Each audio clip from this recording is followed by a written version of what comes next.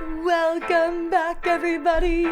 I'm Jamie. I'm Justina. And this is Just So You Know. Today we are going to be talking all things filming content to create impact for the animals. Yes, we are. We have Humane Vision, our friend Jacob, coming on the show. You may know him from social media. He's killing it with the content. Yeah, he's so funny. I mean, he literally is the inspiration, aside from Jamie Logan, of course. And you, Justina Adorno. I don't know, but he makes an incredible,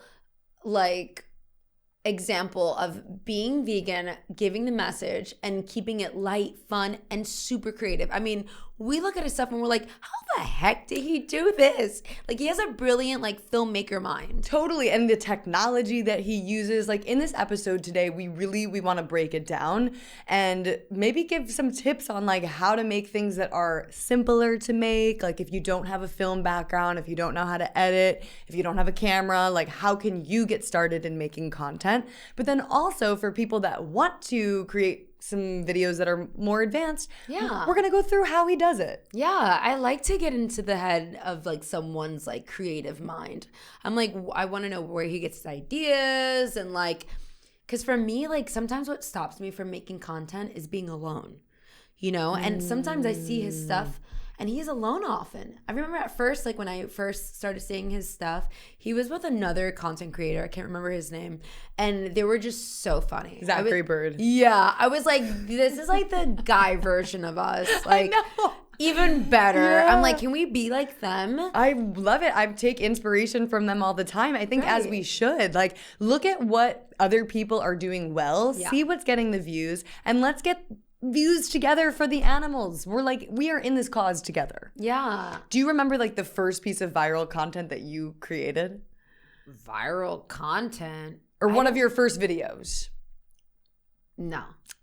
I've been making stupid videos since I was a kid. But okay. Viral, recently I did a little trend of with my brother and my cousin, and for some reason I put the text. It's it has to be shareable, right? Yeah. So that's what I'm learning. It has to be shareable, and that post was very shareable. It was when you decide to let your brothers take over instead of dealing with it yourself. And all the girls were oh my god, a guy on the left, hot. I'm ew, what the. That's my brother. I'm that's literally my brother. So weird. Ew. So weird. But he's single. Get at it. Don't just talk your talk on social media. You little wing woman, you. Yeah, I'm you can. Do you like him? You want his number? You're you're gonna have to go through me first. I'm come. Are you nice? Will you tell him to shut the fuck up? Will you tell him to go vegan? Right. Then you're the girl for him. Then you're the girl. Well, my first piece of viral content was during COVID. Well, I was creating films for Cave Light Films, and our films went viral, and they were telling stories of different things that happens to animals and activists that are working to help animals. And so I learned the art of storytelling through working for this documentary film company. And that ultimately helped transfer into the social media content that I began creating. And I just started documenting some of the activism that I was doing. And I remember during COVID, I created a TikTok account.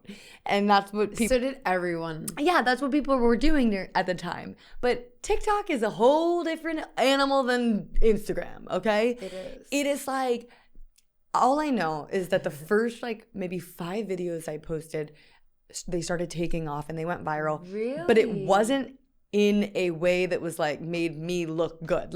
It was people were sending me death threats. They were I'm gonna show up to your house, you deserve to die. God. And it was literally videos of me at fur protests, and I also sometimes sticker people that wear fur.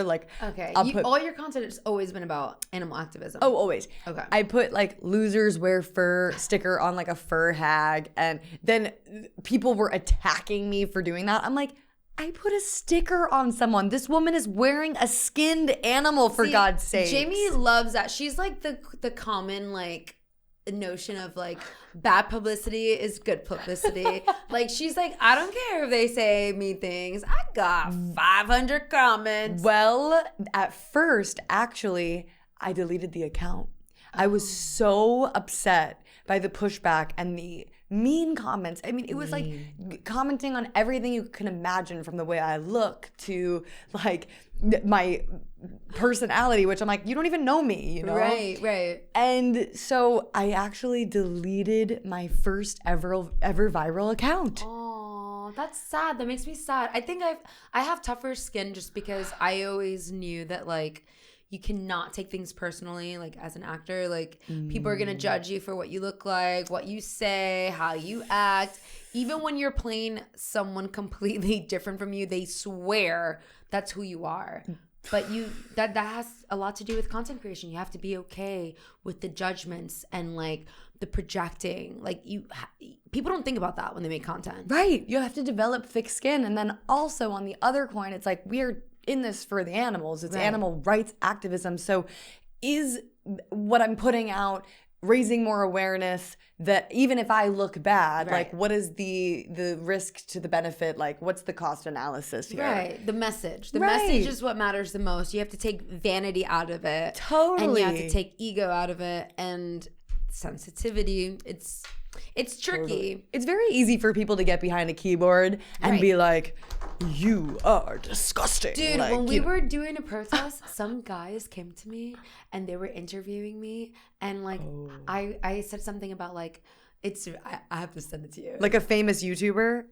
They have a lot of followers. Yeah. And they of course they pick me, and they're like, okay, well, if you see a deer and you're driving, you're with your boyfriend, do you swerve and kill you and your boyfriend, or you hit the deer? And I was like, sorry, boyfriend. And everyone was commenting on my jaw, how snatched it is. I was like, bitch, people inject themselves for this, and they were putting like little like gifs of like a jaw thing. No. What about the message of like the deer's life being saved? All I did was laugh. I was laughing at everything, and actually a couple of them ended up following me. And I was like, you see, people they're nasty, but then they're like, oh my God, you noticed me. I'm like, yeah, for being nasty. I was like, you know what? I like my jaw. What the fuck? It was hilarious. I was just laughing. Okay, I have to look. It was entertainment. I have to look through these comments. So I was so embarrassed. It really does get out of control. And this is like what comes with content creation. Right. This is what comes when you put yourself out there publicly. Yes. And so I'm really curious to hear from Jacob about his experience from building his following to over 200,000 followers in just like, I think, a year or two. Really? I remember seeing this guy's first couple of videos and being like, okay, he's got something here. He's definitely made for camera. He's going to blow up. Yeah, he's funny. He has a sense of confidence. And you just want to watch him and you forget that there's a deeper message that he's trying to convey, which is like the beauty of like art.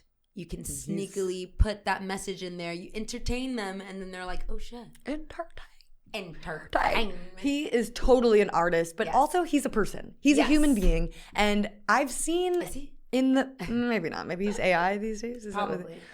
He's posted a few stories of how content creation has been hard and that he needs to take a break. Aww. So we'll get into all of this today. We want to introduce you guys to Humane Vision. Shall we? Yeah. Jacob! Why are we twins? Welcome! Stop copying me. Get out of my head.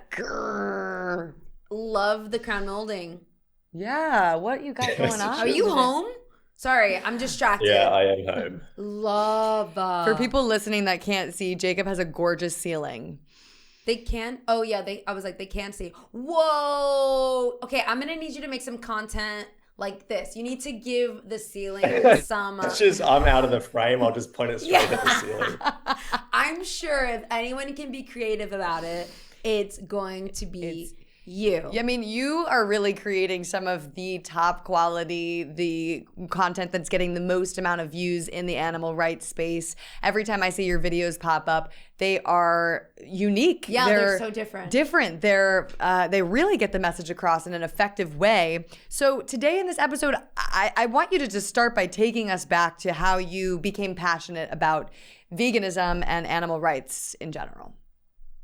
Yeah, so I've kind of, ever since high school, when I first decided to go vegan, had a bit of a passion for animal rights. And I think when I was vegan back there and someone's like, okay, what do you want to do in the future? I can't just say like veganism because it's not a job. So I was like, okay, how do I turn my passion into a job somehow? And so out of high school, I decided did like some traveling and stuff like that.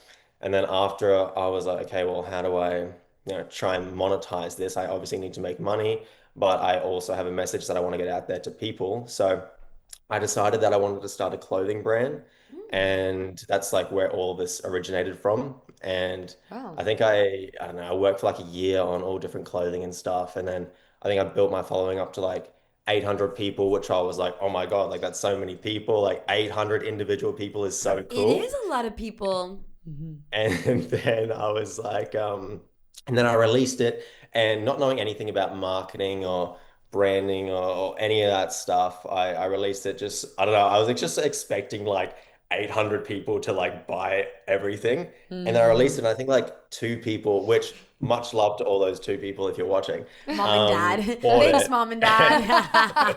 Yeah, yeah, right. They bought it, and I was just like, oh my God, man, it's like years worth of work for like Oh, that. yeah. And I was like, oh, I really wanted this to be something because I really wanted to send a message out there and be able to do that like full time and stuff. And I only had like, two people over like the next week by, and then I called mum and I was crying and I was like, I don't know what to do, mum. Like, this is all that I had. This is all that I wanted to do. And then she's like, don't worry about it. Just keep going.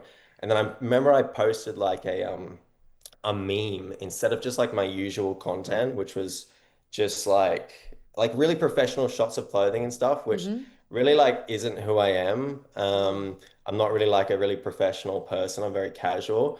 And so I just decided to post a meme one day, and then that got like maybe like 30 likes instead of like my normal 8 or something. And I was just like, wow, like that's crazy. And I had like that pivotal moment of like, oh my God, this is how you can reach people. Like if it's something relatable, maybe humor, it can just like the algorithm takes it further along. So in that moment, I just like pivoted, and I was like, I had this mind shift of maybe I just turn this whole thing into like who I am, Hmm. as like some type of content creator, and then I can do like the clothing thing on the side. And so I kind of just like pushed all the clothing away and then focused on content creation and the message that I think I really wanted to get out there, which was, animal rights, which is like, again, the only really passion that I've ever had. So then I built up the page from there, I guess, and then had a bit of fun doing it.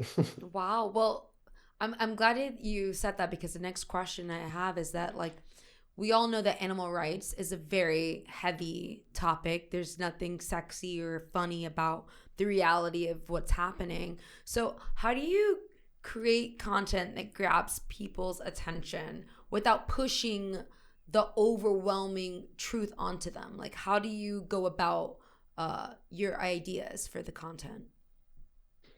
I think I try and incorporate a lot of humor into a lot of my content. I would love to just be able to sit there and be like, F you, go vegan. And Right. like sometimes that'll work. But I've kind of experienced like if I put a blanket over it first, and then I like to, like a method that I like to use a lot is called like bait and switch. So it's basically just like a hook that they don't know the video is going to be about veganism, and then it's Mm. something like completely off topic until like the very last 5 seconds, and then it switches, and then they're like, oh shit, like this is what it's actually all about. And Hmm. it just like it kind of disarms people. Mhm. And then they have like that realization of like, oh, instead of straight away, because I don't know, the algorithm doesn't really like when it's vegan stuff like straight away. Right. Right. Um, so I try and like not, I mean, depending on like the video that I'm making, but I try Hmm. and make it not too obvious that it's like going to be vegan oriented or like a vegan message straight away. I want people just to think that maybe it's like the complete opposite of that. But where does the Um, humor come from? And Like, what is the creative process? Like, yeah, start from the beginning of like, okay, you have an idea, and then are you scripting it? Are yeah. you storyboarding it? Like, how does that work? I think originally I would just record anything. Like anything that like pops up into my head, I just like record it. And then that started to get more and more difficult because the more I understood like how videos were structured, I was like, okay, this just isn't going to be good for like long term. So I kind of started structuring it more, scripting videos, writing down like the angles of the camera that I wanted, um, and then going from there. But yeah, I don't know where like I think like my humor probably just comes from being Australian a lot of the time. I think like Zachary Bird, we're very We were similar talking in about Zachary. yeah, I don't know. I think Australians are just pretty casual and I'm not like a Crocky, very like crocky. confrontational person. So yeah, I don't know. But Well, yeah, I can't sometimes remember the question either now, you're but go funny on. or you're not, and you definitely are. And it's great that you're using humor to draw attention to an issue that most people don't want to look at. Right. And I'm curious what got you to look at the animal footage in the Yeah. first place. Like, why did you go vegan? Yeah, so mom was vegetarian for a really, really long Okay. time. When I think it was, yeah, pretty much since I was born, she was vegetarian. And then for some reason in high school, I just decided to start questioning her about why she was vegetarian because I was brought up eating meat, and that was a lot to do with my dad being, like the man of the house and stuff. Macho man, I got to eat meat. Right. And so during high school, I just started questioning mom. I was like, okay, well, why don't you eat meat? And then I started to learn a little bit more about animal agriculture and how everything works. And then eventually, watched some documentaries and came to the conclusion that I didn't want to support this because it wasn't aligned with my morals. I said I always thought that I really loved animals, but evidently I didn't. Mhm. So I knew like somewhere I needed to make the switch, and so I switched in high school, which was an interesting period. I think I was probably like I mean, I was the only vegan that I knew, especially like Mm. around my friend group or in my entire high school. My Mhm. brother, I was actually really fortunate because a lot of my family went vegan after I did. Like my Amazing. mum, her partner, my brother, Wow. Arnie, Nana. So I was really fortunate in that aspect where I had this support system behind me. And I Right. know a lot of people don't have that. And I get a lot of messages all the time from people who are like, I really want to be vegan, but my parents won't let me. And Right. it's so sad to see that kind of stuff. And it like breaks my heart because there's nothing I can do apart from just tell them, like give them all the information, supply them with like, here's the documentaries to show your parents. And Right. it breaks, that's like the hardest thing for me as I think like a content creator is receiving stuff like that from younger people who know that they want to do the right thing but aren't allowed to. Well, they're And very that just breaks my fortunate heart. that it's like 2026 and we have the internet and we have accessibility to create communities that aren't necessarily local to us. Um, and speaking of social media and whatnot, I know you said you went vegan during high school, but were you also interested in like filmmaking or anything creative? Because you have a lot of amazing visual, unique things, and you did also mention about like you were like, oh, this is not going to work out for me long term. So like, do you use any editing apps? Do you use any sort of tools to help you with that process? Like, did you have to learn as you go, or were you always into like editing and filming? Mm. I did film and TV in high school for a little bit, but I really hated the teacher. The teacher sucked. If I remember her name, I'd call her out right now, but you sucked, bro. You suck, Um, bro. You suck, bro. and really apart from that, I've had no prior experience in like editing or filming or script writing or social media. I've kind of just learnt as Hmm. I've gone through. And I think that's honestly like obviously it'd be good to have a bit of a background and all of that stuff, but I think it means nothing unless you try it. Exactly. And I think that's really all I had was like I've always kind of liked creating something from nothing. So it's that idea of like, okay, I have an idea in my head. If I could somehow create this and then make people want to watch it, that's so cool to me. Hmm. Um, And I really enjoy the editing process. That's probably like one of my, I enjoy that a lot more than filming. So I Jamie's like, edit I'm the everything. opposite. Jamie's like, I'm hiring you. I mean, I do edit, but it just takes twice as long. I like editing too. I like God. editing too. It's fun. Yeah. No, I enjoy it because it's like I can like even if I have the video, like even if I know that I have the entire video there, I can make it look completely different Right. if I wanted to. Like I normally just have like a vision of what I want and then I just trial and error like 100 times of what I think could be better. So I think like editing is really important. I edit for some other people as well, um, Oh. which is a bit of fun. And What are you yeah, using I to think edit and what are you using to film? so I literally edit everything on my phone. So just I use CapCut for everything. But I've just Really? like I've See? Yeah. yeah, I've really just learned the ins and outs of like what I'm capable of doing on that app. And like I've used Premiere Pro and like Mm-hmm. After Effects and stuff before, but just like on a laptop, it takes so much longer for me It's to do true. everything. Wow. So I if I relate could to just that. use my thumbs and I just go Anywhere. And you What? can on do the it video. anywhere at Okay, any but time. what are you filming it Yeah. on? So I got a I recently so I was filming most of my stuff on a Fujifilm camera, Hmm. um, which really actually I wouldn't recommend it. It actually kind of sucked because I mean it didn't suck, but Fujifilm's really good for photo, Yeah. not necessarily video. And I bought that camera like I don't know 4 or 5 years ago when I first started doing the clothing thing because like that's what I thought I Mm. needed it for. I didn't think I'd ever be producing videos, and I only just switched to a Sony. It's called Sony ZV-E1. So if there's any like hardcore content creators out there watching it, it's a really, really good camera. Okay. Makes everything so much easier. But yeah, sometimes I record stuff on my phone as well. Honestly, phones have pretty good quality nowadays. They And do. I, especially if you're getting into it, I wouldn't even recommend buying a camera. I just do everything on your phone because Okay. half the time you won't really even notice, How do to you be honest. transfer it from your camera to your phone? Jamie's like, I need all your Get tips and specifics. tricks. So I had an SD card reader, but Sony for some reason hates SD card readers from my camera to my phone. So I can actually just link a USB-C cable directly from my camera to my phone and Gotcha. import it from there. Okay. Do you feel like I know the answer to this? Duh. We all know that your videos are creating impact and change. But do you feel like there are certain types of content that you create that you feel like that you intuitively know has greater impact and is not just like more fun for you? Hmm. Yeah, I think I've done it for a while now where I kind of know if something is going to work well or if it's not. What works well? I really like to play on people's emotions. For instance, like that bait and switch that I was talking about, where you make someone feel really happy, you give a scenario that's, like, oh, sunshine and rainbows, everything is great.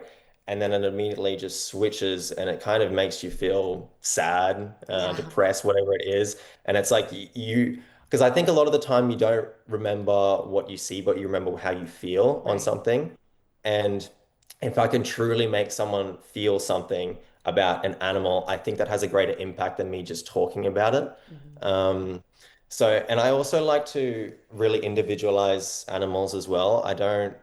I mean, sometimes I talk about like them as a collective, but if I talk about, 100,000 pigs, it's just a number. But if I Right. talk about Bella, the pig, and I create a story around her, I think that really resonates with people because, I mean, even if it is 30 seconds, they form some sort of a Mhm. relationship. Yeah. And then I tell her about the story, and then maybe at the very end, I'm like, and she was sent down into a gas chamber, and everyone's like, oh, like that's disgusting, that sucks, that's sad, and I don't want to support that. But when I talk about like 100,000, it's just a number to a lot of people. Right. That's so Mhm. So I true. really like to like individualize it. I think that's such a great point. And, Joanne MacArthur from We Animals talks a lot about that with her photojournalism of like when you're at a scene, at a slaughterhouse, at a factory farm, of if you can capture just the eyes of Right. one animal and tell that story, even if you see the other animals in the background, it does something to It the audience does. where they can connect. So speaking of this heavy material and this heavy stuff, I mean, this is really sad. And this is really sad material that we're dealing with as animal rights activists. How do you protect yourself? I've seen you post that sometimes you need a break. I've seen you take a step away from creating content at times. So talk a little bit about that. Yeah, I think I was going really hard for like, I don't know, maybe like a year or two, just like creating. And then one day I just hit like a massive roadblock. I just had like this massive anxiety attack, kind of just like out of nowhere. And after that, I just had like a life revelation of I need to slow down and focus on like my mental health a lot because really I wasn't even thinking about any of that stuff. And like this, as bad as it was, it was like a year of just hell for me, of just constant anxiety. And it forced me to, talk to like a therapist, and really check in with my mental health and ask myself like what I'm consuming every day. So I really don't like to, and as much as I support like all the pages that show a lot of like, the reality of animal agriculture, I really try and minimize the amount of stuff that I look at. And that's literally just for my own mental health because I already know what happens. And I think like also like one of the hardest parts for me is when I know I have to create a video and it has to be like, and you guys would get this as well as like, I need animal agriculture footage. I need animals being slaughtered and abused and tortured. And I just am like, oh man, I got to go down this freaking rabbit hole again. But I think I just like I take breaks now. Like weekends I normally have to myself, and I really wasn't doing that before. So I like to just take breaks when I need it, and not put so. I used to put a lot of pressure on myself of just like, okay, I have a message and it needs to get out there to as many people, and if you're not doing that, then you're not doing enough. And I mean, like, sure, you can do that for a certain period of time, but eventually you're gonna hit a roadblock of like um, just I'm so burnt out that it's not even Yeah. worth it And you're working anymore. other jobs too, or you used to at least work. Yeah, so I still have a bar job that I keep on Sundays. Okay. And that is really mainly just for my mental health as well. Yeah. Just so I can get out there into like reality and feel grounded. I think Okay. that's really important for me of like I mean you guys would experience this as well. Just like social media is kind of like a different world and I honestly have to like ground myself time sometimes to be like, okay, this is actually reality. And I think like being with like coworkers and stuff like that, I really appreciate because it gives me like another perspective and just like resets me a lot of the Yeah. time. But it's getting like harder and harder to keep up with like The workload with balance. that job. But I do like it. I just want to say thank you so much for being vulnerable because that's just like a side that nobody ever talks about. Like, I often find myself Crying every podcast episode. no, I tell yeah, I mean I've been doing so well so far in season 2, but Season 1, go back and watch. season 1 I am just emotional because like you said, like we know these things. I'm already vegan and I'm a very sensitive person. Like it's annoying. I don't like it about myself because it overtakes me and I do suffer with anxiety and depression and just like overall sensitivities to feeling anybody's mood, let alone an animal's suffering. So like you do need to take those breaks, and I get it, like with the message like having to go hard, like time, the pressure is on, like we don't have time to lose, but it's so important because we need you, Jacob. Yes. We need you, and we need you to bring that humor. And it's so true. I feel like the biggest lesson I'm learning is just like, as much as people need to see the bad stuff, look at what it's doing to you as well. And it's like that is going to be so much harder for other people to consume and actually get the message. They're just going to skip. I know like everyone who follows me, most everyone has me muted because they know that Justina will be like, never enough. And then all of a sudden it's like footage of like pigs in like burning and like, you know, they're like, this bitch is How do got you- me fucked up. Like on top of exposing what's happening to the animals and watching the terrible footage, we all deal with a lot of online trolls. Yeah. And we deal with a lot of people. It's like when you advocate for human rights and you're praised and you're a hero, and then it's like you advocate for other animals that are having their heads cut off, and it's like, you are a demon. Yeah, they're you like, know? don't disrespect my culture. And So you're like, how do you deal with all the trolls and the online craziness? I used to really struggle with it, like at the start, where I wouldn't really get that many messages or comments, and you know that one really stands out where someone sends it to you, and it's like, oh man, why'd you send that? That was that didn't make me feel good. And then I think when you get enough of it, I kind of just eventually became numb you're right. to all the comments, to all the bad stuff. And like after my whole I think a really bad anxiety thing, I just decided like I'm not gonna put a lot of focus onto all the negative things because it's really doing nothing for me. And to be honest, like comments, yeah, I'll get a lot of like trolls and negative stuff, but at the same time, like if I'm not getting that, that means I'm just in an echo chamber, and I really don't want to be in there.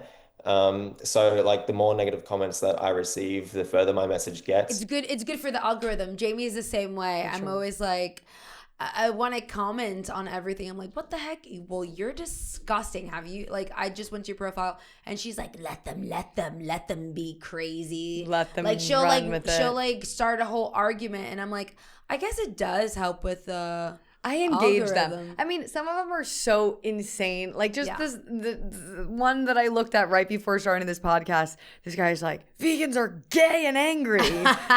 I'm like, you can't really even You're have like, a rational yes. conversation with these people. Yeah, exactly. You- Just I honestly just let them go. Let Like them there's only so go. much you can do. Like especially if you're receiving, you know, hundreds or thousands of comments, like it's really not worth it. But that's also like my community does half of the work for me, thankfully. Love you guys. Right. It's just like, you know, I post a video and the algorithm's like sends it to all my followers, and then, you know, some of the trolls from the algorithm will come in and they're like, actually, buddy, no. And I'm like, go get them. Go get 'em. Go get them.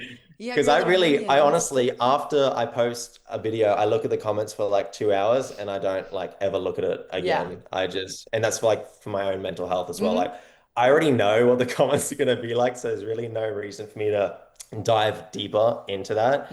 Obviously, unless it's like good constructive criticism, like I'll try and have a look and have a read through, but I know half the things that are going to be said from all the trolls anyway, so it's nothing new to me. So I'm just like, go for it, brother. Push it out further to all the people that need to see it. I'm curious about your schedule in terms of, do you schedule the content ahead of time? Do you have specific days you post? And how do you limit your time on social media? What's that schedule like?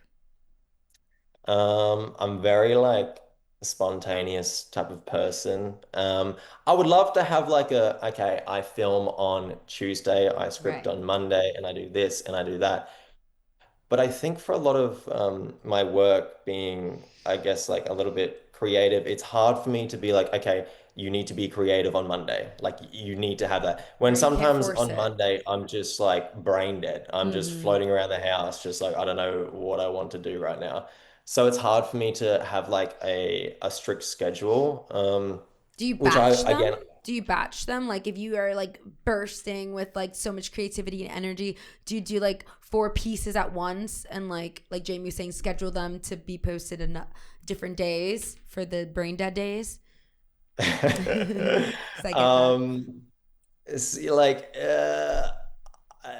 normally like I mean I don't really post that much. I do like 1 or 2 videos Yeah, maybe like he's a like week, that if indie even that. filmmaker that How is many? like How many do you do? once every 10 years. Once every Maybe like a week? probably like I probably average like once a week maybe. I don't know. But Which like you I have really want to do. quality. But you do quality. So it's sometimes quality is better than quantity, especially since you've already reached a certain like level on social media as far as like a fan base. So they're there waiting for your content.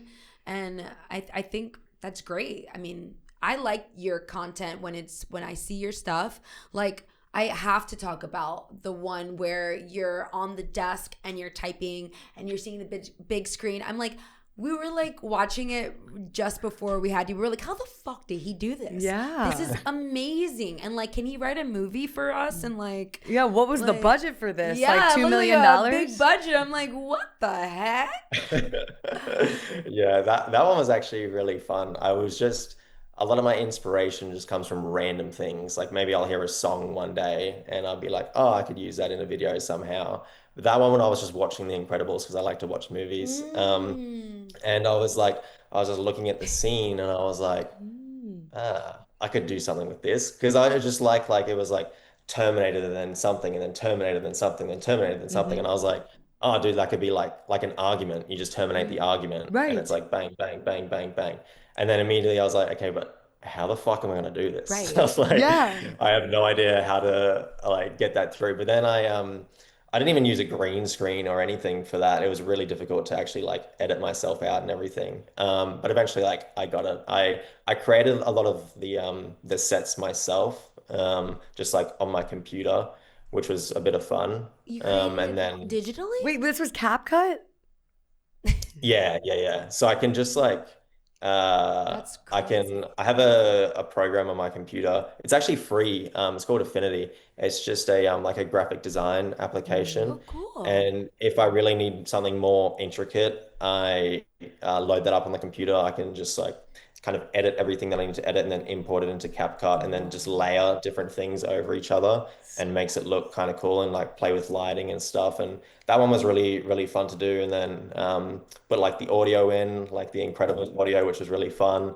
And then yeah, just sent it off, I guess, which was it was really Yeah. fun to do. It threw me off. At first, I didn't realize it was your content. And I was like, what is this? And then I was like, oh shit. This guy knows how to be different because often you see a lot of like vegan animal activist content kind of following a similar template. And I can tell that you are definitely doing something different. You also did a video, I forgot what, forgive me, I can't remember specifically, but I feel like it was like a music video, like you were like dancing and then you like point at something. And I was like, oh my God, I'm not even paying attention necessarily to what the words are, but you were so funny Well, the best and entertaining. I was like, wait, It's- I gotta watch this again. And also You where know? you're just like doing something to a potato and you're yeah. absolutely doing nothing She's to like, it. he's just chopping You're- a potato. You're not doing anything like to show us a recipe. You're just, but I'm so interested in what's happening to the potato and I'm listening to what you're saying. And, you know, I think that this is such a great way to get non-vegans to look. And as we begin to wrap things up, I would love you to share your advice to young content creators that are just getting started and what you wish you could tell your younger self. Yeah, I would think if I was to tell myself anything back then, it's just like put the effort and the focus into what you're passionate about. So like I was kind of always passionate about something to do with editing and filming. And I didn't really even realize that at the time until I really started to try it. So I think like if you have a passion and if your passion is animal rights, think about what you're good at. Maybe you're good at painting, maybe you're good at music, whatever it is, focus on that. And then I like vegans, I mean, as much as we joke about it, we are like a little cult. Like I love Yeah. to support everyone else who's vegan as well, like I like and all that stuff. Yeah. So if you make like if you are an artist or something, like post something about veganism or something or make a art project and normally like the algorithm will be in favor of you and push it to like other vegans and you can kind of get that like you know that kind of thing going. So I would say just focus on what you're kind of already good at or what you want to be better at and then follow your passion if like that is animal rights, which mine was, you know, veganism. And then I was kind of wanted to be like, all right, I want to do like film and edit and I want to somehow put that out online. So I kind of figured that out. But yeah, just focus on your passions and what you're good at, I think. And people should share your content. If you're not ready to start creating content yet, there's amazing creators out there like Jacob that you can share his content and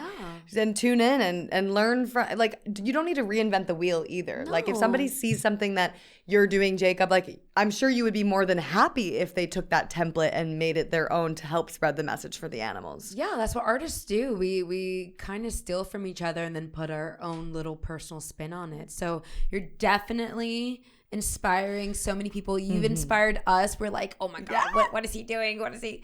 Because we love it, because entertainment is so important to get people to trust you and to feel safe. And at the end of the day, that's what we're wanting for everyone, animals and humans. We're taking real life situations and examples and making it come alive in a video. And speaking of veganism being a cult, it's kind of funny. Justina and I made a video where it's like when you meet another vegan and how you just immediately click and you're like obsessed with each other. And it's like we're just sort of meeting you, and it's like I feel like I've known you forever. Yeah, I'm like, oh, you're bestie. You like the same shit we like. Okay, how can we do this on Zoom? Because when you care about the animals and you just relate on this at such a deep level, it feels just very natural to you feel seen. Feel drawn to the person. Yeah. Well, is there anything else that you would like to share that we didn't get to cover today?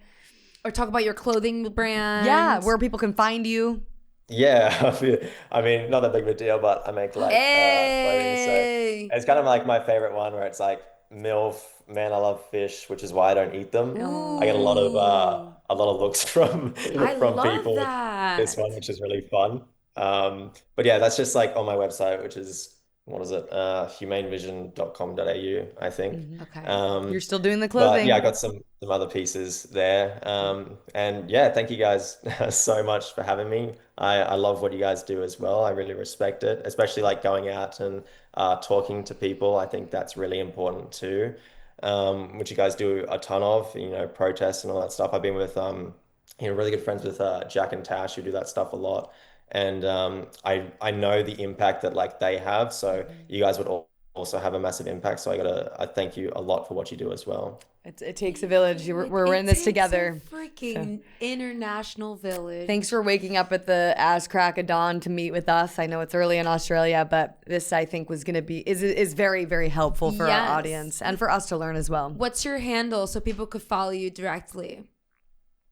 Just Instagram is just humane_vision. There you go, Lovely. everyone. Lovely. Thank you so much, Jacob. I hope that we get to see you down under, or whenever you come to the freaking United States, let us know. We'll be nice. We'll be kind Americans. Is down under a term in all of Australia? Yes. She doesn't. Are you sure? She doesn't know this. I'm like, yeah, like everyone knows what it means. Down under like nobody, what? Down under the other countries. Yeah, down under the world or something. I don't know. Yeah. It's just down under. Exactly. Well, Thank then you. we'll see you down under. We'll see you down under, Jacob. Thank you.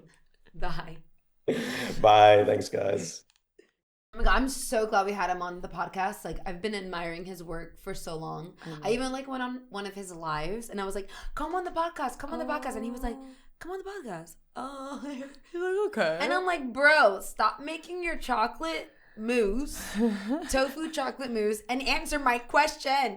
I'm like, Jamie Logan, we're fans of yours. Please come on the show. Yeah, he's amazing. Yeah. And for a guy like his age to just go head first into creating content, into activism, remaining so humble, like there's so much to learn from him. And diligent. I mean, like, it's crazy. Like, it takes a lot of energy, and it is when you do share yourself, it does take a piece of you. So it's like having that healthy balance, which I've been having boundaries with that. Sometimes I get concerned with you because Jamie's like on the go, always making content. She's like, look at my calendar, and it's like so many things. I schedule my stuff ahead of time. Thank God you schedule yourself. But even then, so when you look at it, even if you're not doing it in those moments, those are all the things you have done. And that is overwhelming. It is. I mean, people underestimate content creators. They do. It really is a full-time job. It is. And that's why they say, like, if you want to create content,